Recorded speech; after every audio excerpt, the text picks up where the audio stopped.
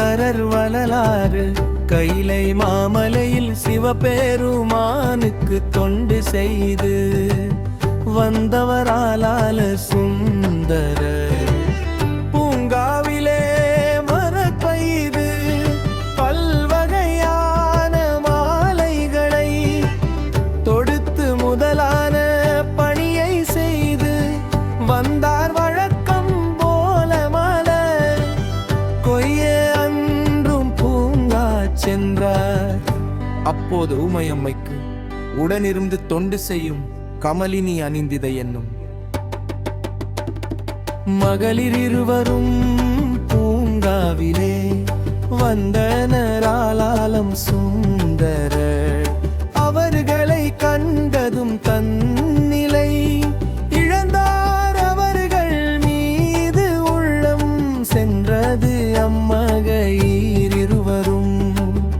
இவரை பார்த்தனர் அவர்கள் உள்ளமும் இவர் மேல் சென்றது.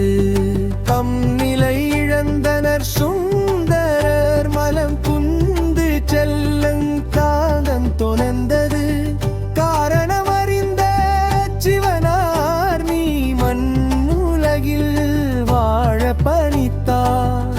கைலையில் சுந்தராக இருந்தவர் திருமுனை பாடி நாட்டில் திருநாவலூரில் சிவமறையவர். குடியில் வந்த சடையார் இசைஞானியார் என்பாரின் மகனாக தோன்றினார். நொம்பியாரூர் என்ற பெயருடன் வளர்ந்து வந்தார். கமலினி பறவையானார். அணிந்திதை சங்கிலியர் ஆனார். அங்கே நரசிங்க முனையரின் சிறுவரை கண்டார். மகிழ்வு கொண்ட சிறுவரை நீங்கள் தந்தால் மகிழ்வேன் அரசரே வந்து கேட்பதால். பெற்றோரும் இசைந்தனர் சிறுவரை வளர்ப்பு மகனாக கொண்டு. சிறப்புற்று வாழ்ந்தார். பல கலைகளில் தேர்ச்சி பெற செய்தார்.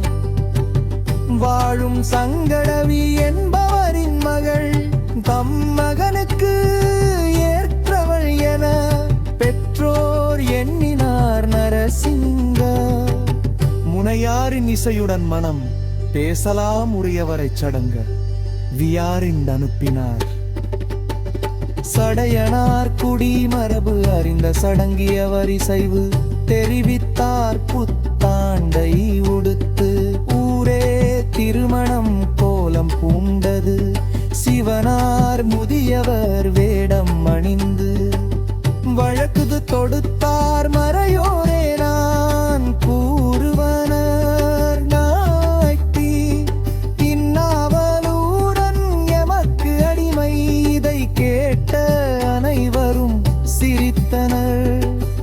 ஈசனார் வெகுண்டார். உன் தந்தையின் தந்தை எமக்கு எழுதி கையெழுத்திட்ட அடிமை உடன் பழிக்கையை ஊர் மக்களிடம் சிவனார் முறையிட்டார். அடிமை ஓலை காட்டினார். ஓலையை கிழித்தார் சுந்தரர்.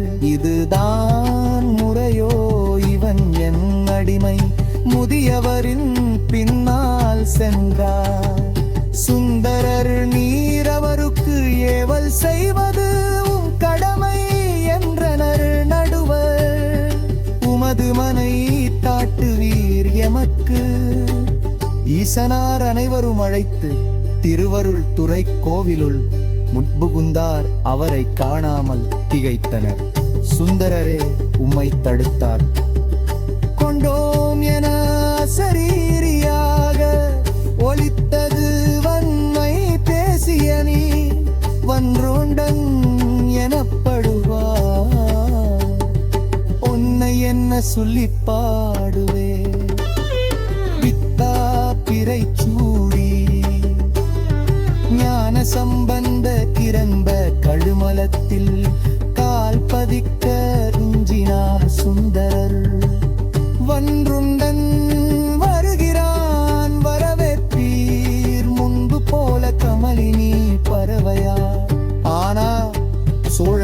ஒருவன் ஆற்றில் ஓடி மாலை சிவனாரின் மார்பில் ஆடி அதிசயம் ஆற்றில் இடுவாய் குளத்தில் பெறுவாய் பெறவா பெருமான் இறந்து மீந்தார் சோறு திருவொற்றியூர் பிறந்தார் சங்கிலியார் முன்னாள் நினைவு வந்தது மணந்தார் சுந்தரர் ஈசனார் சங்கிலியின் கனவில் போய் சத்தியம் செய்து தர சுந்தரிடம் கேள் மகிழ மரத்தடியில் போய் தங்கு என சுந்தரர் சொல்ல சங்கிலியாரை